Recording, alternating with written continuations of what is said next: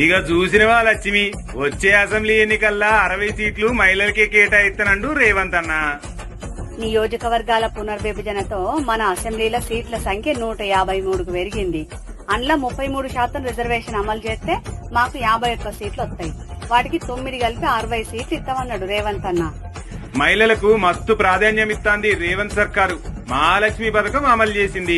ధాన్యం కొనుగోళ్లు, అంగన్వాడీ కేంద్రాలు గిట్లా అన్నిట్లా మహిళా సంఘాలకు ప్రాధాన్యం ఇస్తుందిలా. అయ్యే కాదు, మహిళల్ని కోటీశ్వరుల్ని చేస్తా అని చెప్పిన ప్రకారం ఆర్థికంగా కూడా సపోర్ట్ చేస్తున్నాడు. 60 మంది మహిళలు ఎమ్మెల్యేలైతే మహిళా మంత్రుల సంఖ్య కూడా పెరుగుతుంది కదా లక్ష్మి. అంతే కదా, మరి గత బీఆర్ఎస్ ప్రభుత్వంలో 5 ఏళ్ల దాకా ఒక్క మహిళా మంత్రి కూడా లేకుండే. కానీ రేవంత్ అన్న సర్కార్లా సీతక్క, కొండా సురేఖకు మంత్రి పదవులు ఇచ్చిర్రు. గందికే రేవంత్ అన్న పాలనంటే ప్రజాపాలన అన్నట్టు.